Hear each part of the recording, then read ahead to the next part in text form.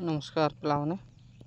तो आज आम आउ एक लेसन प्लान डिस्कस करवा। Lesson plan day number 9 okay biological science. आमर टॉपिक होची जैव परिबंधन।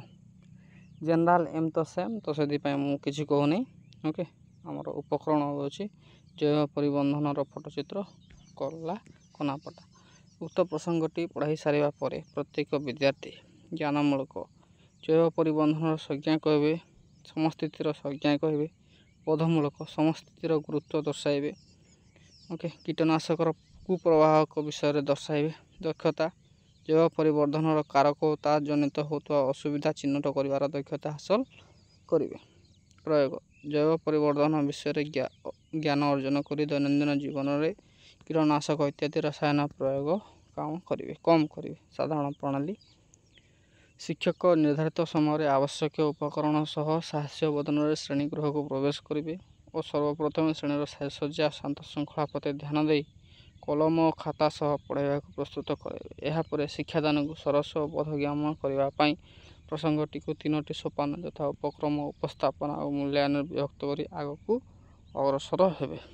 उपक्रम यही सोपान शिक्षक शिक्षार्थी मानक केतोटी पूर्व ज्ञान प्रश्न पचारि विभक्त कर आग को अग्रसर हेबे। उपक्रम यही सोपान शिक्षक शिक्षार्थी मानक केतोटी पूर्व ज्ञान संबंधी प्रश्न पचारे और सेगुड़िकर यथार्थ उत्तर पाई सारा पर प्रसंग में उपनीत हेबे। उपस्थापना यही सोपान शिक्षक शिक्षार्थी मानक सठिक प्रणाली नूतन ज्ञान प्रदान करेंगे।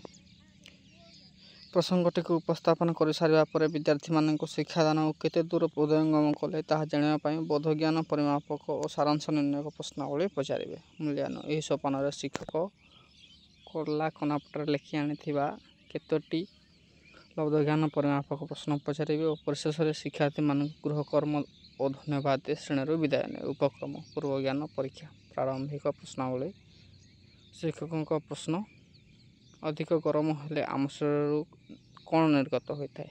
विद्यार्थी मान संभाव्यतर झाड़ झाड़ बाहर द्वारा आम शरीर तापमात्रा कौन प्रभाव पड़े। तापमात्रा कमी जाए से शरीर में तापमात्रा नियंत्रण करने प्रक्रिया को कौन कहुए। डैक्स उद्देश्य ज्ञापन प्रसंग उपनीतकरण उपरोक्त प्रश्न गुड़िकर सठिक उत्तर पाई सारा पर आज आम जैव परिवर्धन संबंध में आलोचना करवा कही शिक्षक कलापटा स्थित खाली स्थान को पूरण करेंगे। प्रसंग जैव परिवर्धन उपस्थापना नूतन ज्ञान प्रदान प्रदर्शन और आलोचना पद्धति शिक्षक आनी जैव परिवर्धन चित्र को विद्यार्थी मान देखते एवं ता विषय आलोचना करेंगे।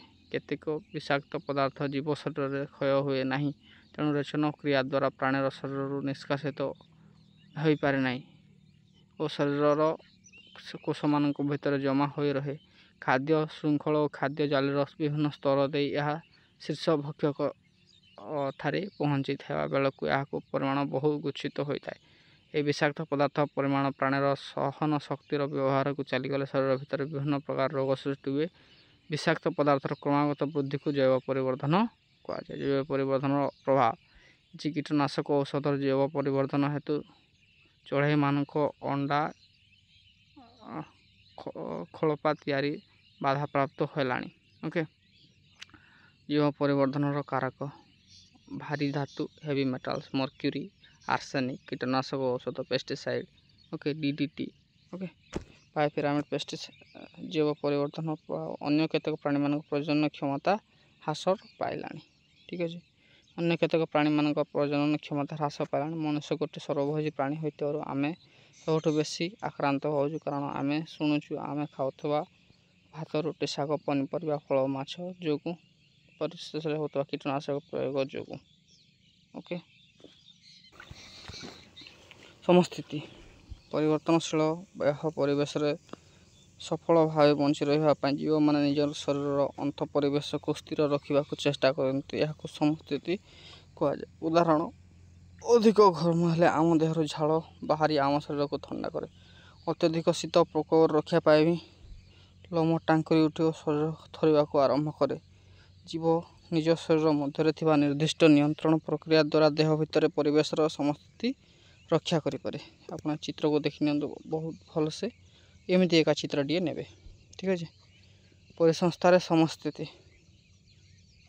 ଗୋଟିଏ ପରିସଂସ୍ଥାରେ ସମସ୍ତିତି ରକ୍ଷା ପାଇଁ ତହିଁରେ ଥିବା ଉପାଦାନ ପରସ୍ପର ମଧ୍ୟରେ ସନ୍ତୁଳନ ରକ୍ଷା କରି କାର୍ଯ୍ୟ କରନ୍ତି। ଯଦି କୌଣସି କାରଣରୁ ସମସ୍ତିତି ଦୁର୍ବଳ ହୁଏ ତେବେ ପରିସଂସ୍ଥାର ଭାରସାମ୍ୟ ନଷ୍ଟ ହୋଇଥାଏ। ଉଦାହରଣ ସ୍ୱରୂପ ଯଦି କୌଣସି ଘାସ ପଡ଼ିଆରେ ଅତ୍ୟଧିକ ଚରଣ ଯୋଗୁଁ ନିଆଁ ଯୋଗୁଁ ସବୁ ଘାସ ନଷ୍ଟ ହୋଇଯାଏ ତେବେ ତାକୁ ଖାଉଥିବା ଝିଣ୍ଟିକା ପରିସଂସ୍ଥା ଛାଡ଼ି ଚାଲିଯିବେ। ଝିଣ୍ଟିକାମାନଙ୍କ ଅଭାବରୁ ବେଙ୍ଗ ଖାଦ୍ୟ ନ ପାଇ ମରିଯିବେ। ଏହାର ପ୍ରଭାବରେ ସାପ ଖାଦ୍ୟ ନ ପାଇ ମରିଯିବ ଏବଂ ଏହିପରି ଭାବରେ ପରିସଂସ୍ଥା କ୍ଷତିଗ୍ରସ୍ତ ହେବ। ତେଣୁ ପରିସଂସ୍ଥାର ସଫଳ କାର୍ଯ୍ୟ କରିବା ପାଇଁ ସମସ୍ତିତି ଏକାନ୍ତ ଆବଶ୍ୟକ। ବୋଧଜ୍ଞାନ ପରୀକ୍ଷା। ବୋଧଜ୍ଞାନ ପରିମାପକ ପ୍ରଶ୍ନାବଳୀ। ଅଧିକ ଗରମ ହେଲେ ଶରୀରର ତାପମାତ୍ରା ନିୟନ୍ତ୍ରଣ କରିବା ପାଇଁ ଶରୀର କ'ଣ ପ୍ରତିକ୍ରିୟା କରିଥାଏ? କୀଟନାଶକ ଜୈବ ପରିବର୍ତ୍ତନ ଦ୍ୱାରା ପକ୍ଷୀମାନଙ୍କ ଭାବରେ କ'ଣ ପ୍ରଭାବ ପଡ଼େ? Okay, water, algae, algae eating insect, insect eating insect, insect eating fish, fish eating fish, humans, biomagnification, mercury concentration. ଦେଖ, ଏହା ଉପରେ ଜୈବ ପରିବର୍ତ୍ତନ ସବୁଠୁ ଅଧିକ ପରିମାଣ ପଡ଼ିଥାଏ। ସାରାଂଶ ନିର୍ଣ୍ଣାୟକ ପ୍ରଶ୍ନାବଳୀ। ଜୈବ ପରିବର୍ତ୍ତନ କାହାକୁ କୁହାଯାଏ? କେତେକ ବିଷାକ୍ତ ପଦାର୍ଥ ଶରୀରରୁ ନିଷ୍କାସିତ ନ ହୋଇ ଶରୀର କୋଷମାନଙ୍କ ମଧ୍ୟରେ କ୍ରମାଗଢ଼ାଇ ରହେ। ଖାଦ୍ୟ ସ୍ତର ଦେଇ ଏହା ଶୀର୍ଷ ଭକ୍ଷକ ପାଖରେ ପହଞ୍ଚିବା ବେଳକୁ ଏହାର ପରିମାଣ ବହୁଗୁଣିତ ହୋଇଥାଏ ଓ ଶରୀରରେ ବିଭିନ୍ନ ପ୍ରକାର ରୋଗ ସୃଷ୍ଟି କରେ। ଏହାକୁ ଜୈବ ପରିବର୍ତ୍ତନ କୁହାଯାଏ। ପରିବର୍ତ୍ତନଶୀଳ ବାହ୍ୟ ପରିବେଶରେ ସଫଳ ଭାବେ ବଞ୍ଚି ରହିବା ପାଇଁ ଜୀବମାନେ ନିଜ ଶରୀରର ଅନ୍ତଃପରିବେଶକୁ ସ୍ଥିର ରଖିବାକୁ ସମସ୍ତିତି କୁହାଯାଏ। ସମସ୍ତିତି କାହାକୁ କୁହାଯାଏ? ଓକେ, ତାର ଆନ୍ସର୍ ମୂଲ୍ୟାୟନ ବା ଲବ୍ଧଜ୍ଞାନ ପରୀକ୍ଷା। ଲବ୍ଧଜ୍ଞାନ ପରିମାପକ ପ୍ରଶ୍ନାବଳୀ। ଆଜିର ଶିକ୍ଷାଦାନକୁ ବିଦ୍ୟାର୍ଥୀ କେତେ ଦୂର ହୃଦୟଙ୍ଗମ କଲେ ତାହା ଜାଣିବା ପାଇଁ ଶିକ୍ଷକ ବିଦ୍ୟାର୍ଥୀମାନଙ୍କୁ କେତେକ ଲବ୍ଧଜ୍ଞାନ ପରିମାପକ ପ୍ରଶ୍ନ ପଚାରିବେ। ସେଗୁଡ଼ିକର ସଠିକ୍ ଉତ୍ତର ପାଇସାରିବା ପରେ ବିଦ୍ୟାର୍ଥୀମାନଙ୍କୁ ଗୃହ କାର୍ଯ୍ୟ ଦେବେ ଓ ଧନ୍ୟବାଦ ଜଣାଇ ପାଠ୍ୟ ଉପକ୍ରମ ସହ ଶ୍ରେଣୀଗୃହରୁ ବିଦାୟ ନେବେ। ପ୍ରଶ୍ନାବଳୀ। ପରିବର୍ତ୍ତନଶୀଳ ବାହ୍ୟ ପରିବେଶରେ ସଫଳ ଭାବେ ବଞ୍ଚି ରହିବା ପାଇଁ ଜୀବମାନେ ନିଜ ଶରୀରର ଅନ୍ତଃପରିବେଶକୁ ସ୍ଥିର ରଖିବାକୁ କ'ଣ କୁହାଯାଏ? କୀଟନାଶକର ଜୈବ ପରିବର୍ତ୍ତନ ହେତୁ ଚଢ଼େଇମାନଙ୍କ ଡେସ୍କ ତିଆରିରେ ବାଧା ସୃଷ୍ଟି ହେଉଛି। ଜୈବ ପରିବର୍ତ୍ତନ ହେତୁ ପ୍ରାଣୀମାନଙ୍କ ପ୍ରଜନନ କ୍ଷମତାରେ କ'ଣ ପ୍ରଭାବ ପଡ଼ୁଛି? ହ୍ରାସ ପାଉଛି, ବୃଦ୍ଧି ହେଉଛି, ଉଭୟ? କୌଣସିଟି ନୁହେଁ। କିଏ ଜୈବ ପରିବର୍ତ୍ତନ ଦ୍ୱାରା ସବୁଠାରୁ ଅଧିକ କ୍ଷତିଗ୍ରସ୍ତ ହେଉଛି? ପକ୍ଷୀ, ଉଦ୍ଭିଦ, ମଣିଷ, ଚିଲ? ବିଷାକ୍ତ ପଦାର୍ଥ ଶରୀରରୁ ନିଷ୍କାସିତ ନ ହୋଇ ଡେସ୍କଠାରେ ଜମା ହୋଇ ରହେ। ଗୃହ କାର୍ଯ୍ୟ। ଜୈବ ପରିବର୍ତ୍ତନ ଦ୍ୱାରା ମଣିଷ କିପରି କ୍ଷତିଗ୍ରସ୍ତ ହେଉଛି ବୁଝାଇ ଲେଖ। ଓକେ, ଆଉ ଥରେ ସ୍କ୍ରୋଲ୍ କରିଦେଉଛି। ଯଦି କୌଣସିଟା ଆପଣ ଦେଖିନ ତ ଟିକେ ଦେଖିନେବେ ଆଉ। Diagram. Colorful chart is most useful in your lesson during your lesson delivery.